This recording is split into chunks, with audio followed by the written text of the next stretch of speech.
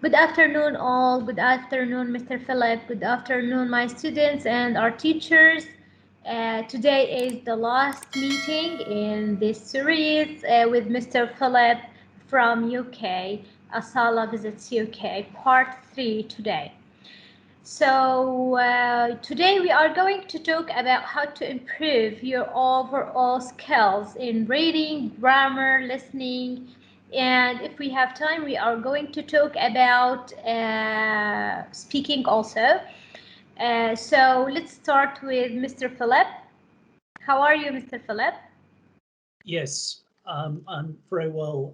Thank you, Mrs. Amani, and welcome to ACNID and the teachers and students listening.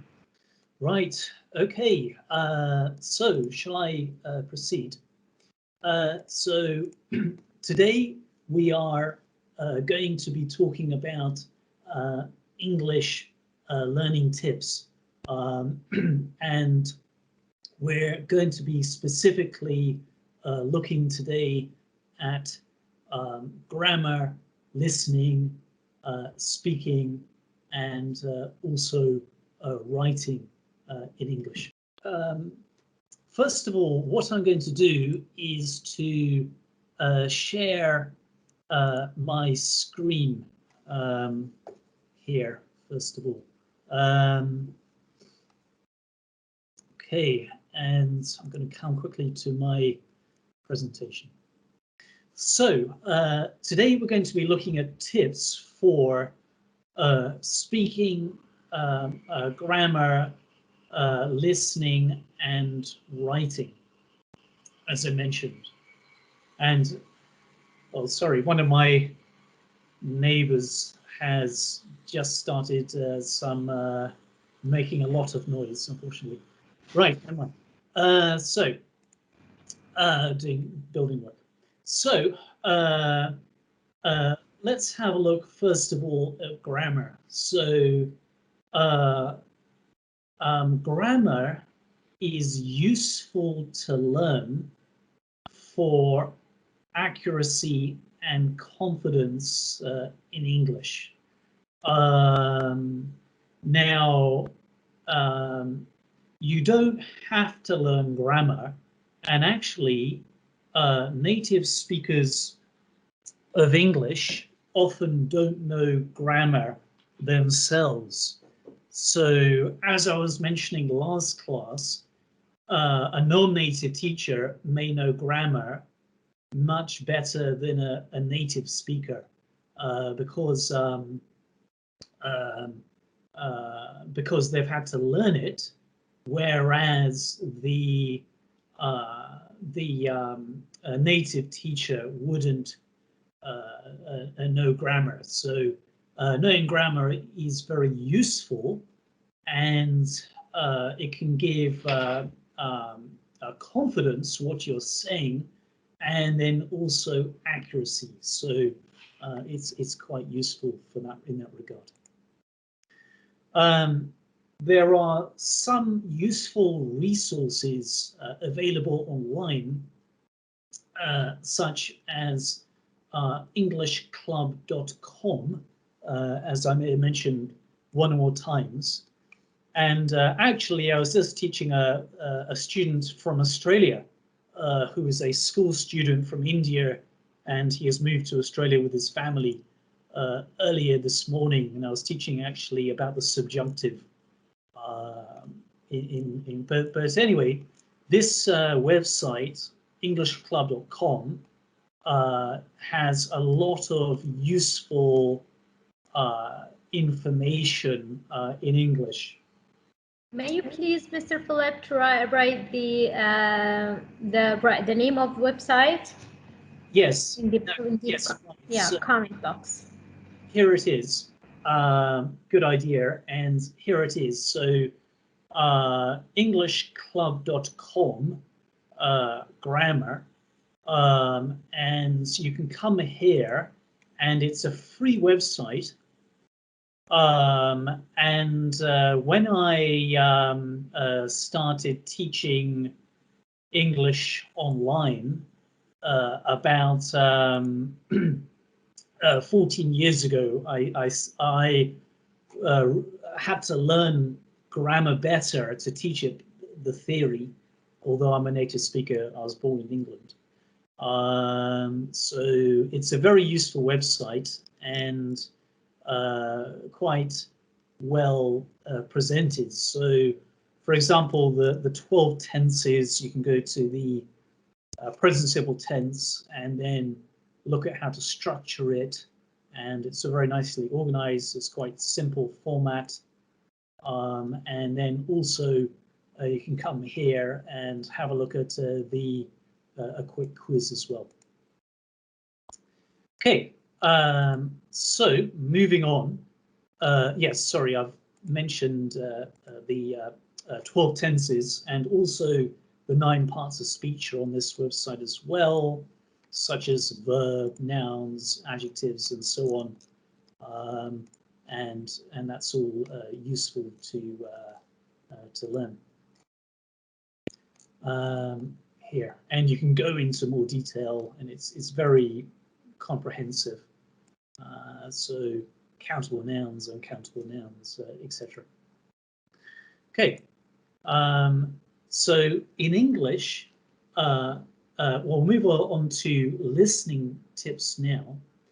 And so in English, try to listen as far as practical. So maybe you will think that you will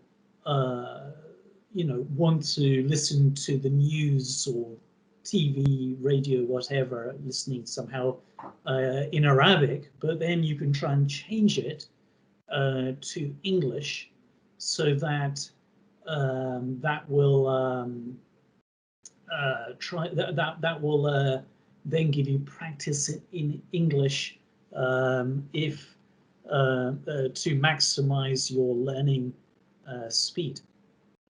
So try to listen to English during as many opportunities as possible. English can be quite hard, so try not to make the listening can be quite hard. So try not to make the level too high. So maybe you would prefer to use, if you're watching a video, for example, you can watch with subtitles, or try maybe to go on the British Council and then choose a level which is appropriate. For example, there are podcasts on the British Council and so on. When you're reading, try to choose texts that will be challenging and then you can also learn new words. But again, it's important not to have text that is too difficult. So you want to kind of challenge yourself. It's like, for example, if you're trying to get fit, you may want to run for 5 kilometers, but you're not going to try and run for 20. It's probably going to be too much. So make sure that the level is appropriate. There are lots of free articles, British Council, online newspapers, etc. You can, I mean, I read a lot from every day, actually, not from a few different websites. BBC has interesting articles, also Telegraph, Guardian. If you search, for example, like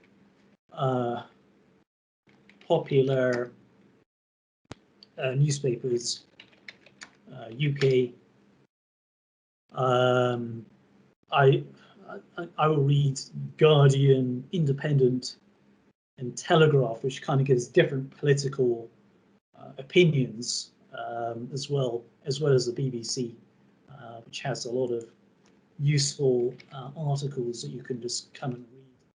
Just go to the BBC News, and then you can read all kinds of current affair articles and so on.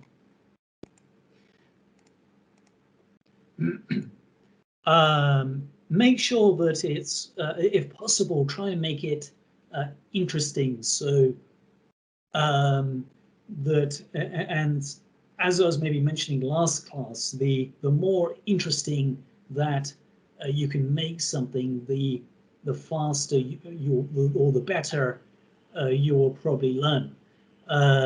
So, for example, if you're interested in sport, then you can maybe go on the BBC website and read about football or something like that.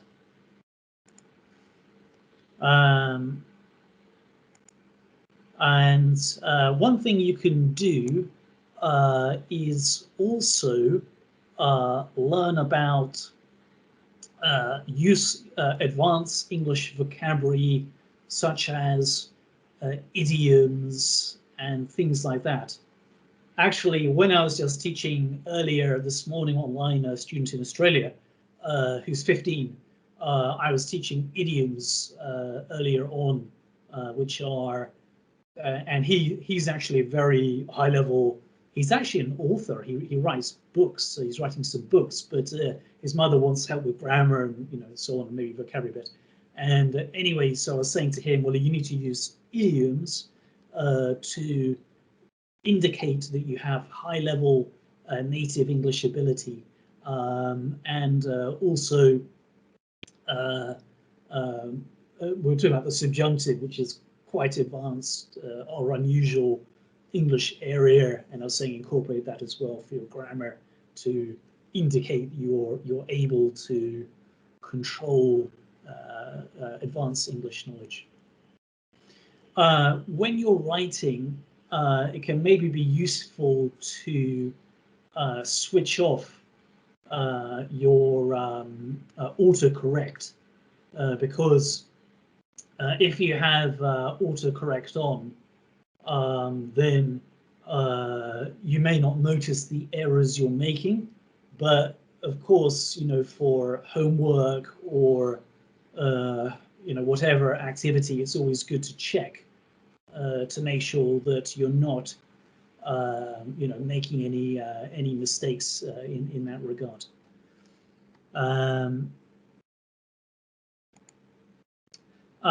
Also, have a look for useful phrases and vocabulary you can just get from other helpful websites. So that's kind of that's kind of connected a bit to idioms, but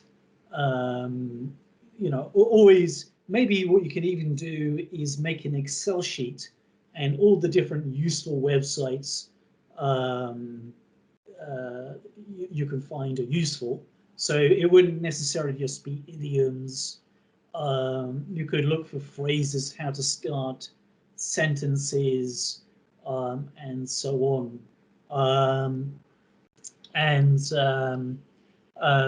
I can give another example here, which is actually also on englishclub.com, and in englishclub.com there's, for example, phrases.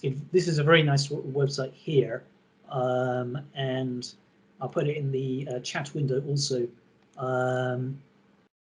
I manage to do that.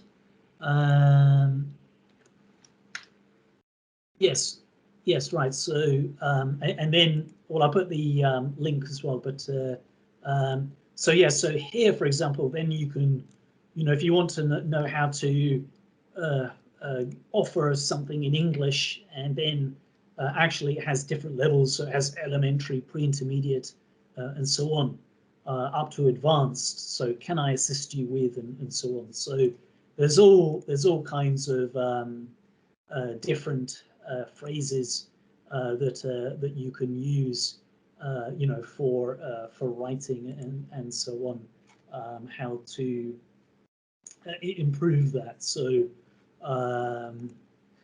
okay, so and yes, so that's it. So keep trying in English, as I mentioned, and also always look for all the opportunities how you can improve, such as idioms or other useful vocabulary phrases and so on, like functional English.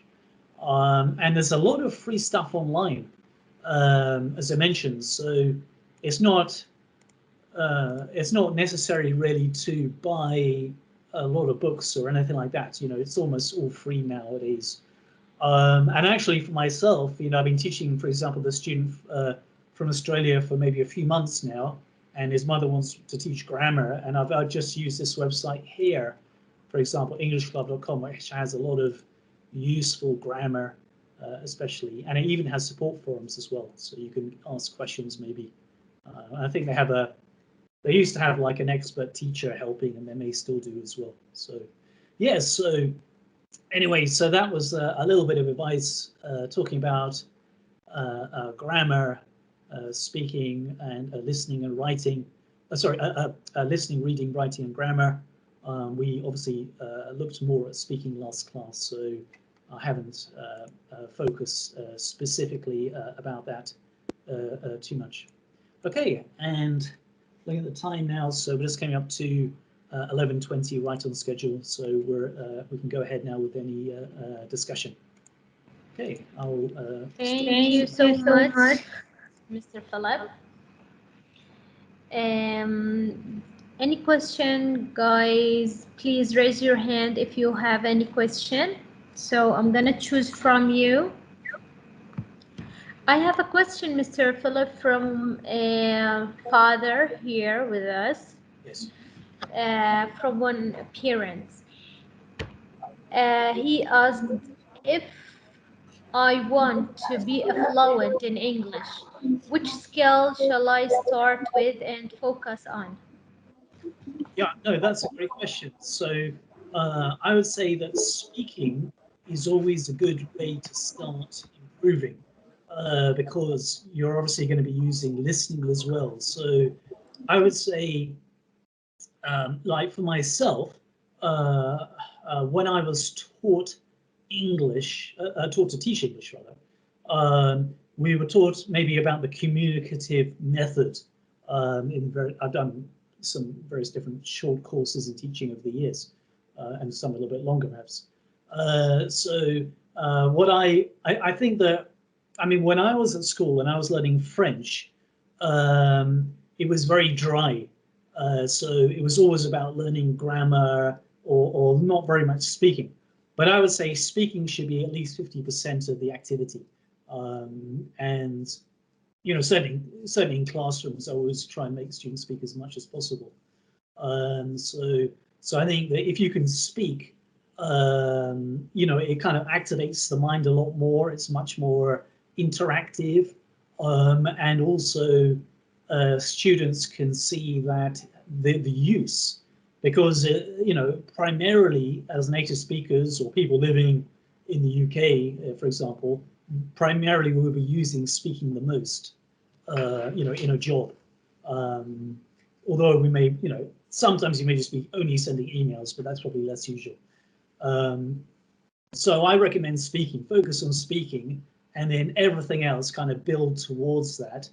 And then writing is also useful because writing will allow you to demonstrate your English abilities. So basically then you can, you know, when you write, then you can actually kind of highlight the errors you're making. So I would say focus on speaking as much as possible, but then improve it by learning grammar, vocabulary, maybe also supplement it with doing listening activities, and then writing can help to demonstrate and refine your ability, because it will highlight the errors you may be making.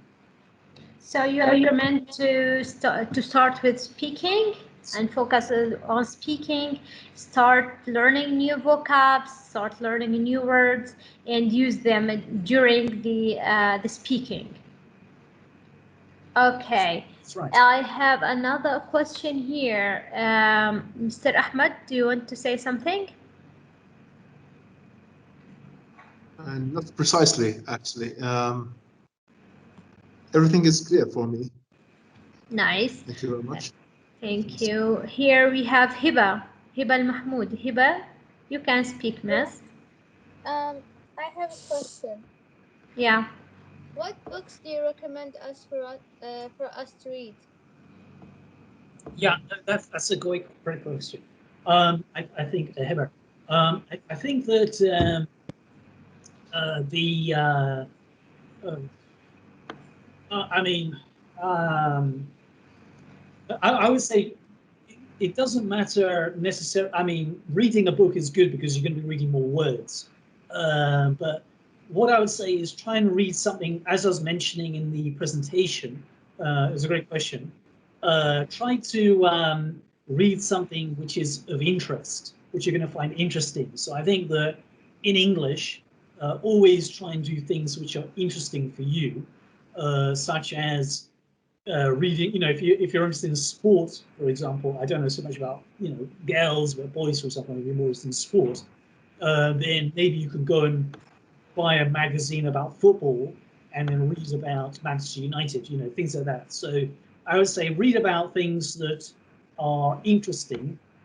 Now, in terms of the particular books, there are so many, and I'm not sure. And maybe Mrs. Armani and your teachers at school will be able to give a better up-to-date reading list. So I'm not sure about specific books, but I think as a general principle, try and read things which are interesting for you, or you think you may learn something useful. And then, of course, make sure the level is appropriate. But I think the best person to speak to probably is, Mrs. Omani or one of your other teachers, perhaps of English, who may have a recommended reading list of books which will be appropriate for your age and your level. But yeah, I think just trying to make it sort of interesting as much as possible. I think is the main thing, and make it challenging. Not too easy. But I think specific information, the person who would have expert knowledge in this will be your English teachers, like Mrs. Amani, I imagine.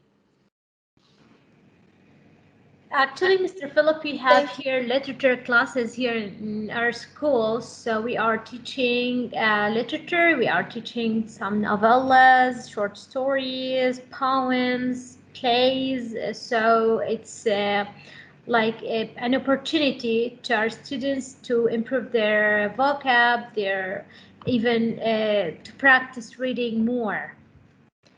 Yes, I know that when I was at school, we read books like Shakespeare and so on at high school. I'm not sure actually how useful, my opinion, that will be for general English learning, because of the spelling of vocabulary is so different often.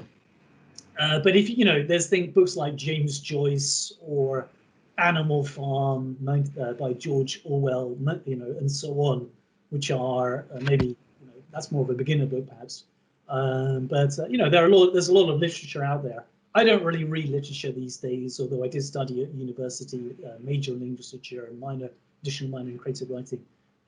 So I read a lot of books before, but I just prefer sort of reading BBC News articles and things like that. I think I probably find it more interesting. Yeah, thank you, Mr. Philip. We have here Selma. Selma? I have a question Yes, for Miss teacher. Amani. Wait, one by one, please. Let's start with Selma. Okay. What is the most popular book in the UK? Honestly, it's probably this will surprise you. I assume it's the Bible. A lot of people, the Bible is actually, the Christian religious book is that's actually the #1 book in the world from history. Most people read it and bought it. So it would actually be the Bible, or as you say in Arabic, Injil, I guess. But in terms of non-religious books, it would probably be something like Harry Potter or something like that. Yes, Yeah, we have Quran here in Arab. Yes, We right. have the holy book. We have here Quran also. Yeah, we have Hiba again. Yeah, the Bible has been like billions of books for the centuries, so it's actually it's the number one book, even probably today. The number one bestseller is probably the Bible, not Harry Potter. Uh, I don't know, maybe it's Harry Potter. I don't know, but basically the number one published book in history is the Bible. Yeah. Okay. We have here a parent, a mom. Do you think when students wait, yes, Hiba? Can there be a reading contest in our school? Just to say, Mrs. Zamani and Heber, Mr. Ahmed, I can hear some speaking, so perhaps someone could mute if they're not speaking. So I couldn't quite hear the question. Go ahead, Heber again. I have a question for Miss Amani. Is Yes, there could Miss. be a reading contest? Yes, of course we have.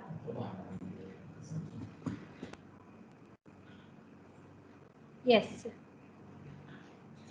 And let's move to the mom. Do you think when students read, they should understand every single word and pick it up from dictionary, or be satisfied by simply understanding the context? This is a mom. Yeah, no, that's a great question. I think that it's good not to always understand all the words, so that then you can kind of write them down or maybe check at the same time. I'll show you actually, if I share my screen, I have a nice application that I use, which is called Word Web, which is free. You know, maybe there's other ones. So for example, let's say I'm reading and I'm not sure what the word happiness means. So then I can just press Control. I'll try that again. Okay, so it didn't quite do it, but anyway, in theory, anyway, maybe it's the font it doesn't like or something on the website. But anyway, so for example, I can just type in here the word, and then it's kind of a basic dictionary. It's not always complete with all the meanings or anything like that.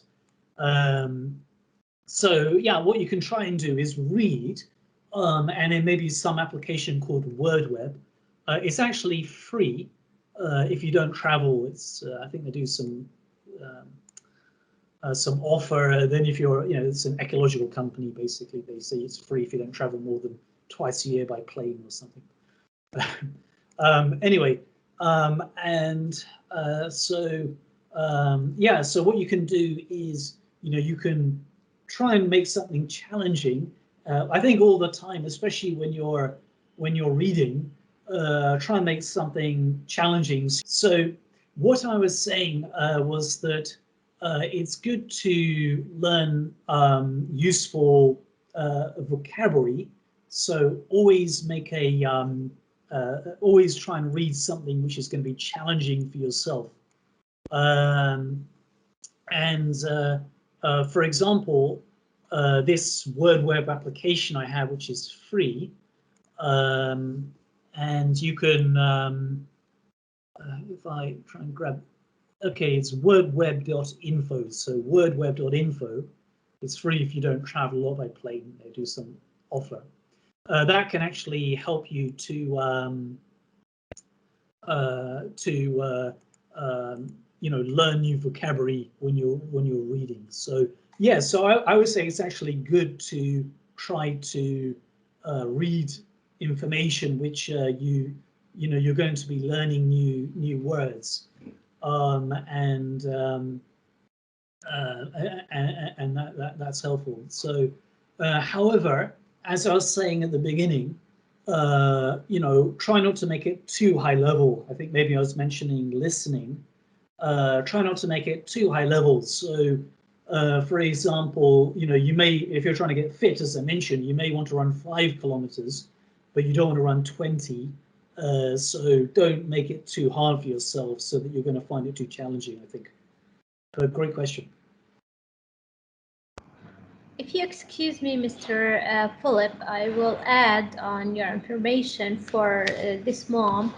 I will uh, I will say that the students should understand at least 70% from the text that he's reading. And if he doesn't understand, let's say 30% from the text, it's okay. He can understand it with the context, but at least he should understand 50 to 70% from the text that he's reading. Yes, that's interesting to hear. And it sounds. The other thing you can actually do is there's Google Translate. So if you can maybe try and copy paste the text from English to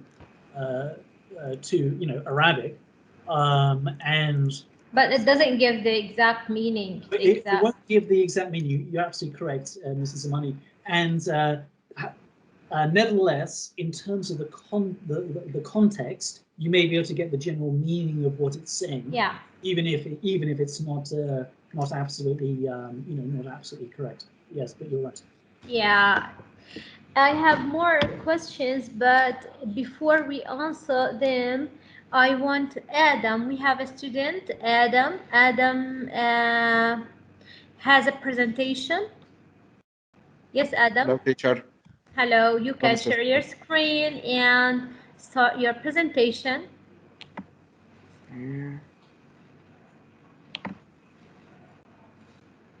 Can you see my screen? Yes, we are. Okay. But move. Hello, everyone. I'm Adam Maali from Dروب Asala and والمعاصرة school from 9th grade. In this presentation, I'm going to talk about 4 language skills. In this page, you can see the 4 language skills. They are listening, speaking, reading, and writing. I'm going to talk about each of them in a page for him. Let's get started. First thing, before we get started, the importance of English language. Why do we learn English? Here I'm going to put some reason why do we learn English. First thing, English is a global language. English is a language for all of the world. Why? Here's an example. If you are in a country doesn't speak English and you want to communicate with her people, the first question that you ask them, are you speaking English? So all of the world communicate in English language. The second thing, studying English can help you to get job. To communicate with people, you must, and here I'm not talking about your country. And if you are in your country, you must communicate with other countries. So you must use English language. Learning English can help you to meet new people. As we say, English is a global language, so it's around the world. So you must learn English to communicate with people. Many scientific papers are written in English. And many point here, we are just going back to the first point that English is a global language.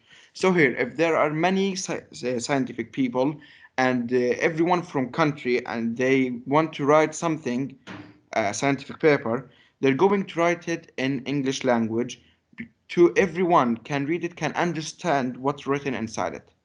English is a language for media industry. As we say, English language of media industry, as we say, when there are something on media on the television that like news, all of the written in English to understand for all people. I'm not talking about Jordan. I'm talking about the other countries. Traveling is a lot easier with good knowledge of English. Why? Because if you don't know how to speak English and you must travel to another country, you will find really difficult to communicate with people because you're not know a language to communicate with people. So you will find it very hard. With English, you can study all over the world because I would say it's a global language, and all over the world, not all of them using English to study people from out of their countries.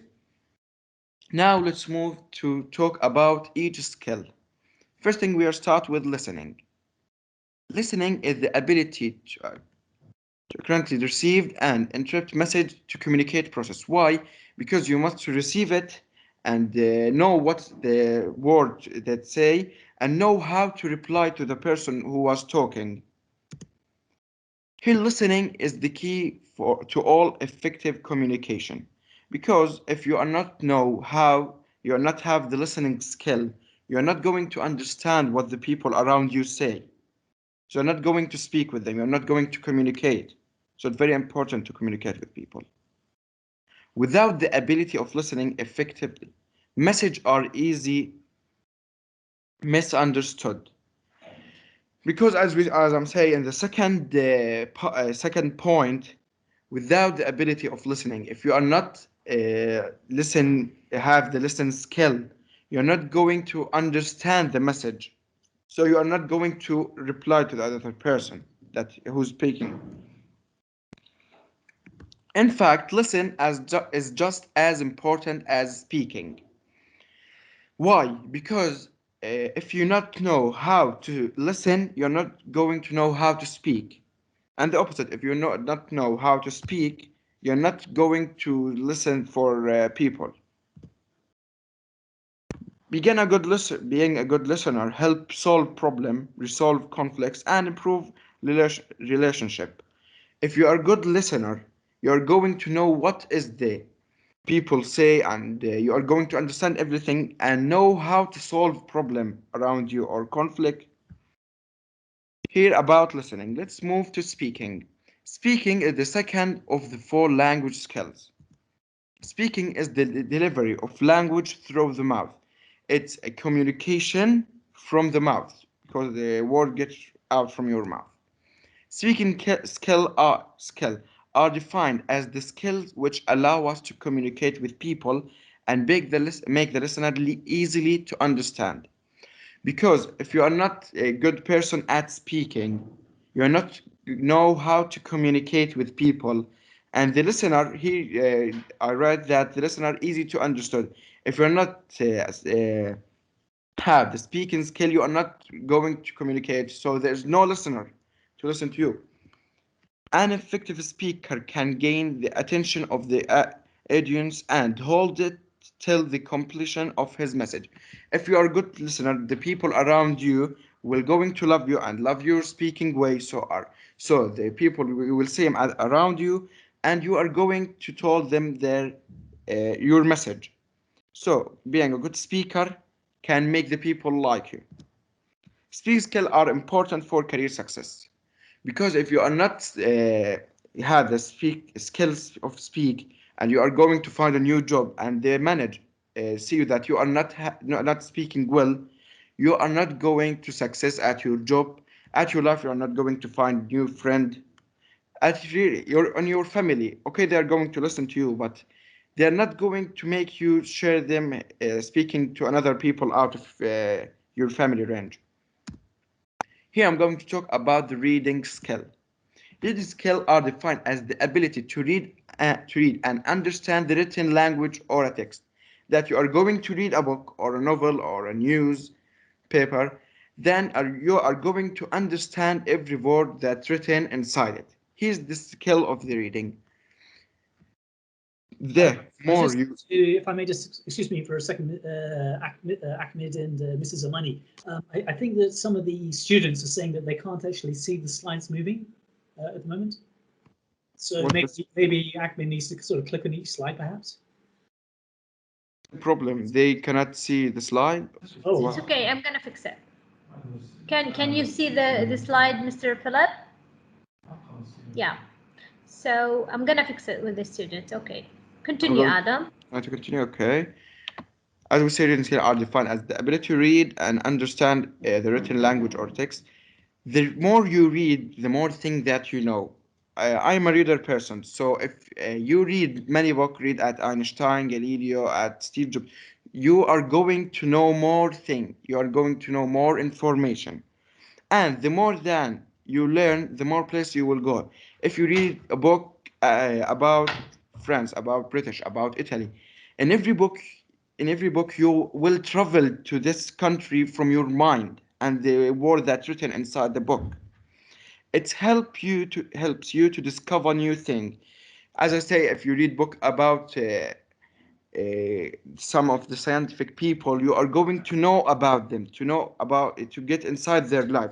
So you know that like Newton, who's the Newton make some physics thing. It helped develop the mind and the imagination and the creative side of the person. First thing, I'm going to talk about something out of the right. First thing, you are going to have more vocabulary to use them at speaking.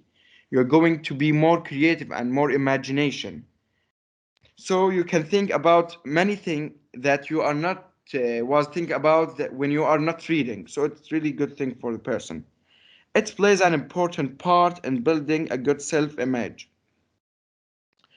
The reader person had really good self-image because when he speak to people, had many vocabulary to use with people, so people will like him. So you are going to be good at in people eyes. Here I'm going to talk about the last skill, are writing skills. Writing is the process of using symbols, letters of the alphabet, punctuation, and space to communicate thought and ideas in the readable form. First thing, before I start talking about it, I am going to tell you about symbols. The symbols is the all the writing skill that they use some I will like the hieroglyphic language. They're using some picture to tell you the idea of them. But in our time, we use letters of alphabet letters and using punctuation and space to communicate those and ideas in the readable form.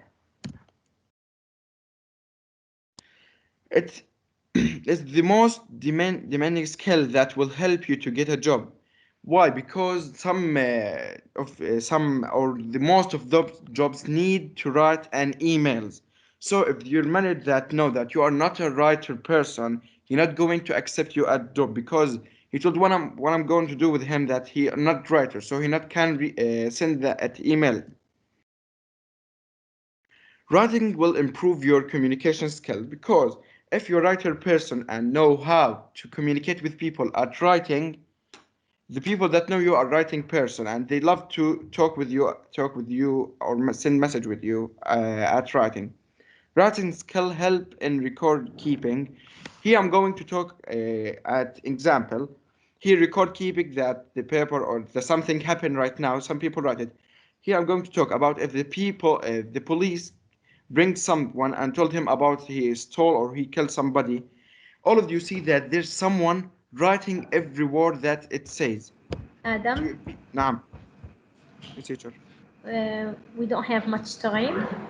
Okay, it's the last one.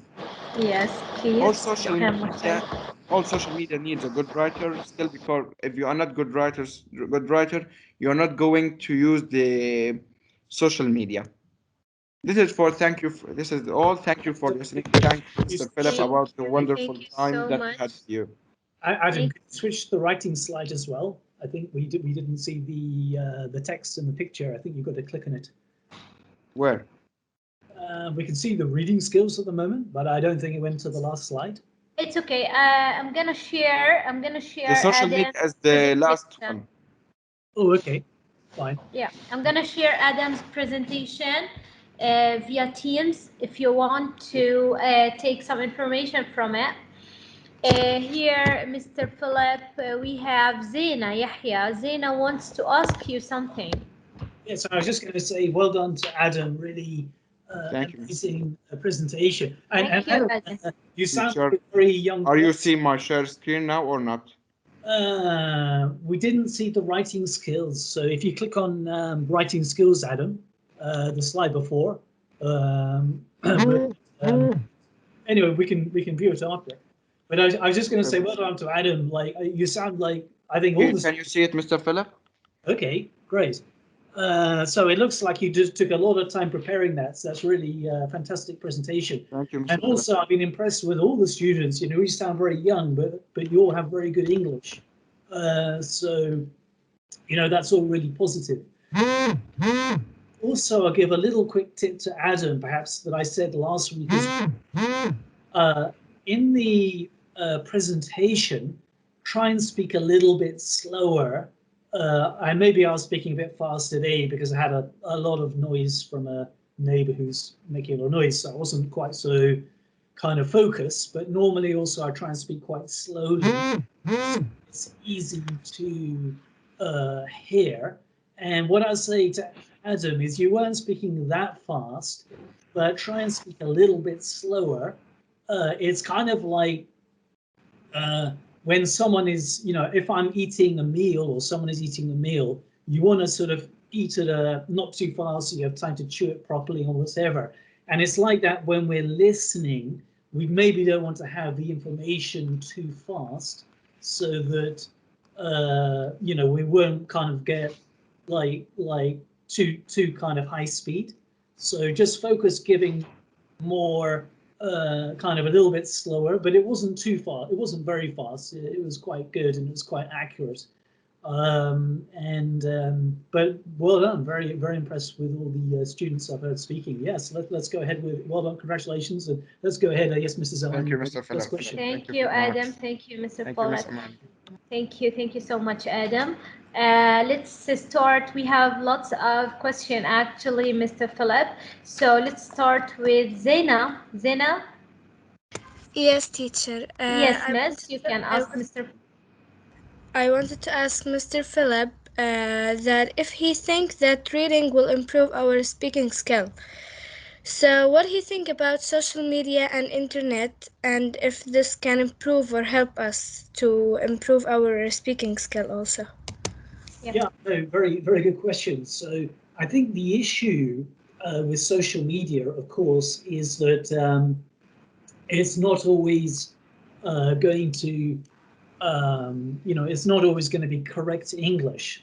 So for example, maybe you can, follow your English department's Facebook feed or Facebook posts, or if they have maybe they have an Instagram account or something where they post new vocabulary or some, so I would just say, or maybe some English teacher from America or the UK, for example.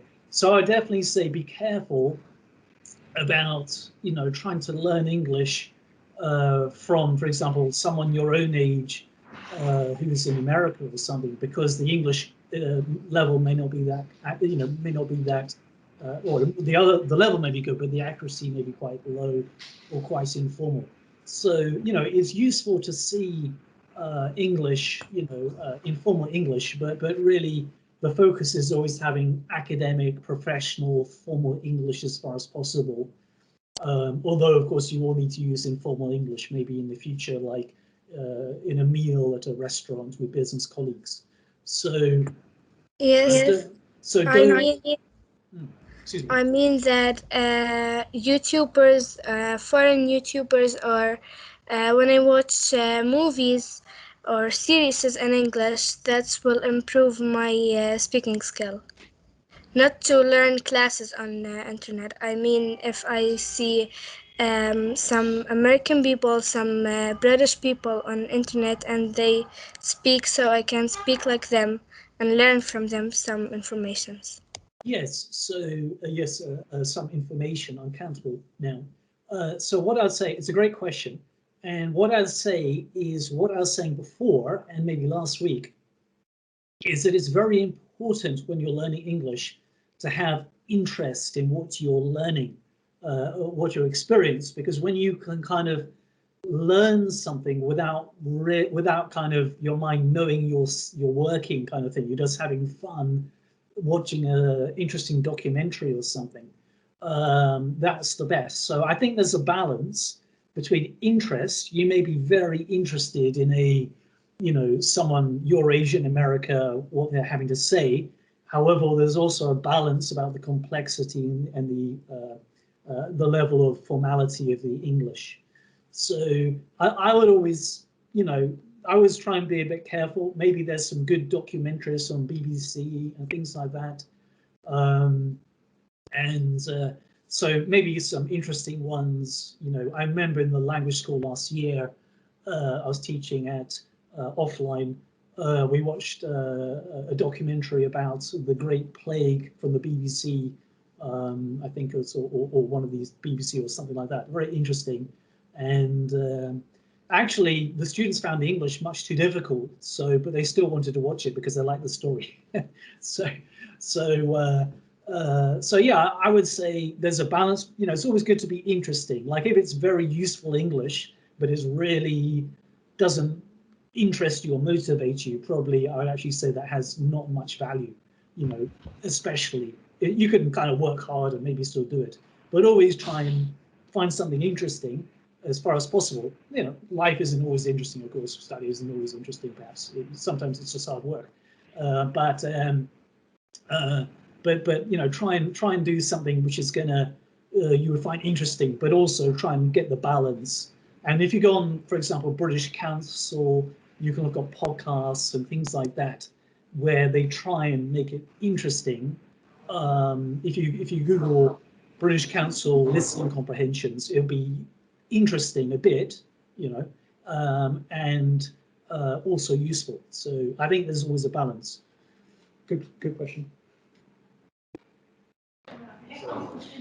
Okay, we have here also Rimas. Rimas has a question. Rimas, Yes, you can speak, Miss. yes, I can.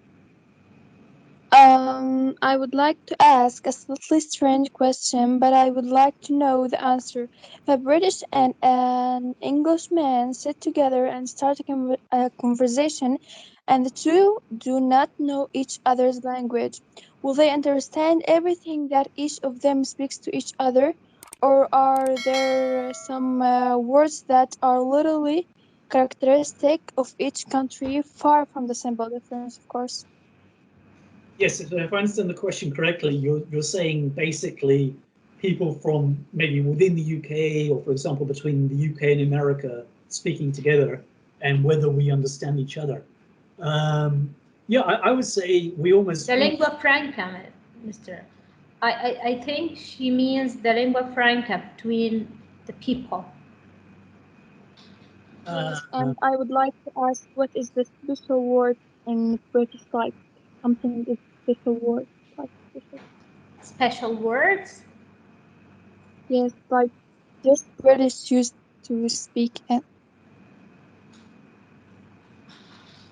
Yes, so I mean, as native speakers, we try to not make it too complicated when we're speaking to people from other countries. Now, an English teacher will do that more, but people who have more cultural interaction and familiarity will also be aware of that, because you know we speak a lot online to people from other countries these days for work and things like that.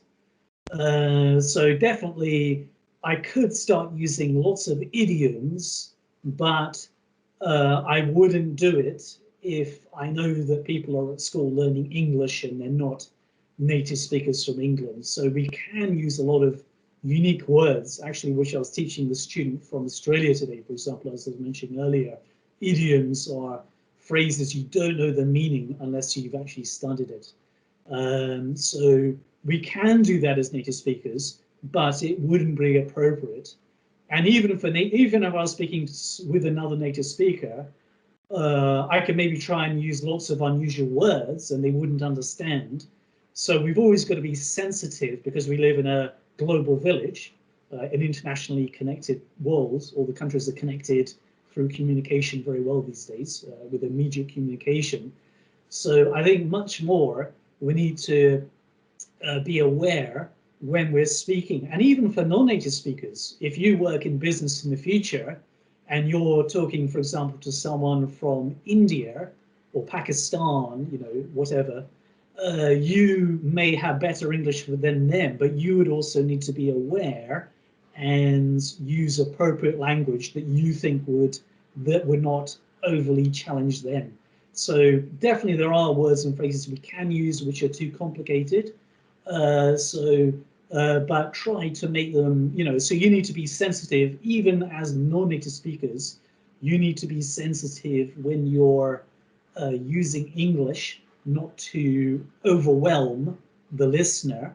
And even native speakers, we could do it with each other. So we need to be, I need to think about the age, the education, have they been to university yet, and things like that when I'm speaking even with a native speaker.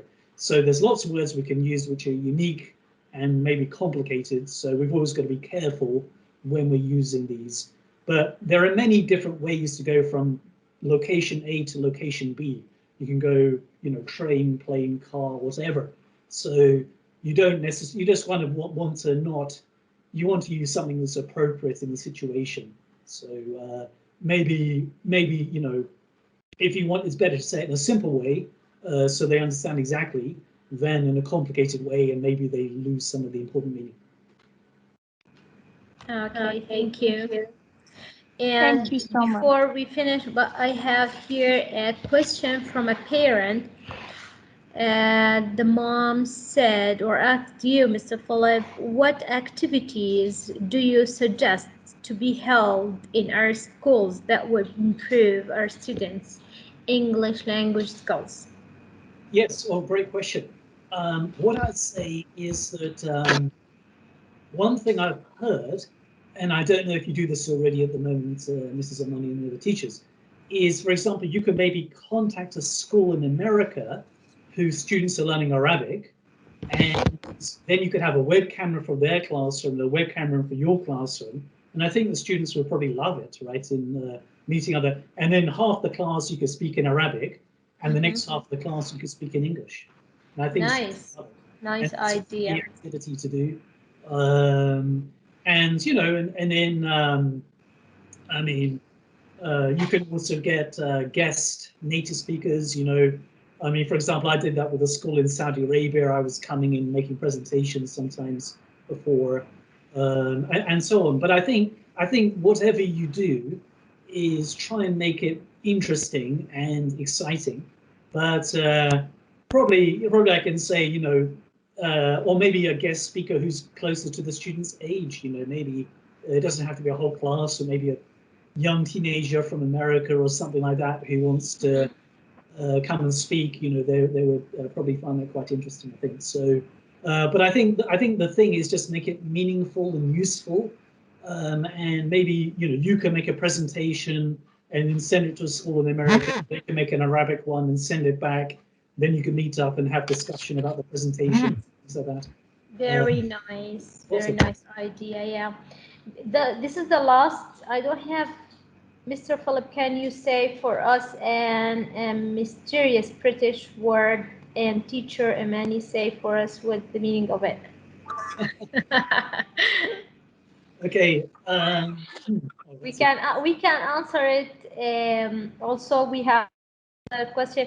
I'll. What do you think, Mr. Philip, if we answer the questions on the chat box? Because we don't have much time. Okay, so okay. Can you give us examples of grammar mistakes that are very annoying to native listeners? Okay, nice question. Mr. Philip, can you say for us, mysterious British? Yeah. Okay, so okay, so let me think here. Oh, I'm trying to think of something. What do you think? I want to share your certificate before, so we don't have much time. What do you think if we answer these questions on the chat box after this session? What do you think? Okay, that sounds good. I want yes. Mysterious question. Oh, okay. Well, I can say an expression that is not. It's not so much British English, but it's more American English. But it's a loan phrase that we've incorporated into British English. I'm assuming it's maybe from American originally. So I can say that's a wrap. That's a wrap.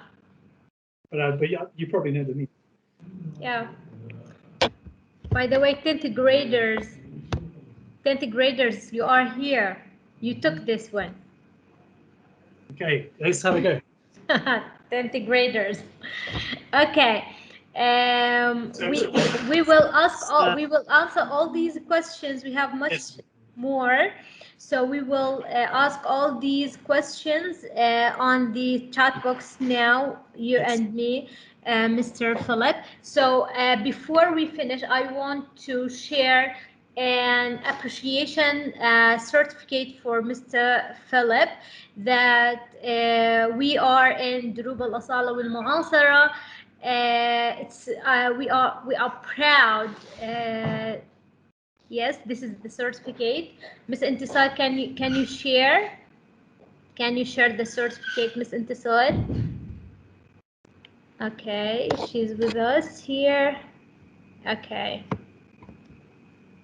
Yes, this was one. This is the appreciation certificate, and it's our honor and our pleasure to meet you. And you know, you are one of us now. It's our pleasure to meet you, and it's our pleasure to talk to you. It's really a great experience to be there and to be here with you, and to like exchange information and exchange knowledge with you, Mr. Philip, actually. Okay, well, I can say yes. Thank you very much for the certificate. I think this is the first one I received, and as I mentioned, I did Thank you very with schools in Saudi Arabia before. So it's been really a great experience, and great to see such a professional team who's obviously worked to make it so successful. And also, yes, I wish the students great success in the future. So I can hear that they're really very enthusiastic, and maybe these are some of the better students. But what I'd say to the other students is, look what you can achieve with hard work and determination. So keep going, and I was almost thinking of saying, when is Mr. Ahmed's next English class he is giving? It was such good English, but not quite yet. But yeah, he's doing very well. Okay, so it's really a pleasure, Mr. Philip, and thank you so much for these amazing classes, for the really good information that we took from you. Now, after we close the meeting, we have to answer the questions, because they also thank you some of the students here. Thank you, Mr. Philip. Thank you so much. This is wonderful time that we had with you. Thank you so much, Mr. Philip. Thank you. Okay, they thank you. So inshallah, we have to plan another meeting with you during the year. It's very great experience to be with us, Mr. Philip. Good. Okay. Yes. So it's been really good, and it's really nice to meet students from Jordan, a country I've taught many students from before, maybe only a few. But I'm so inspired and enthusiastic after listening to the students. And as I said, they sound so young, but almost it sounds like they're not far from being English teachers themselves if they want to be. This time, so in some years' time. So I'm sure the future is very, very positive, and I'm just so impressed the level of the students, and keep trying, and yeah, it's amazing, and obviously very successful English learning in the school. So from the students I've heard, so keep going, and I'm sure that lies ahead. Thank you so much, Mr. Philip. And our students, if you have any question, if you have anything to discuss with Mr. Philip, after the meetings, Mr. Philip shared with us his email, and he will share it again with us here in the chat box. So you can send an email for him if you have any question, anything you have discussed. Please feel free to contact with Mr. Philip via the email address that he will share again with us. So again, thank you, Mr. Philip. Thank you all our students, and it's a great experience to all. Okay. All the best. Thank Take you. care. Have a great day. Thank you very you. much. Thanks. Thank you so much, all. Thank you.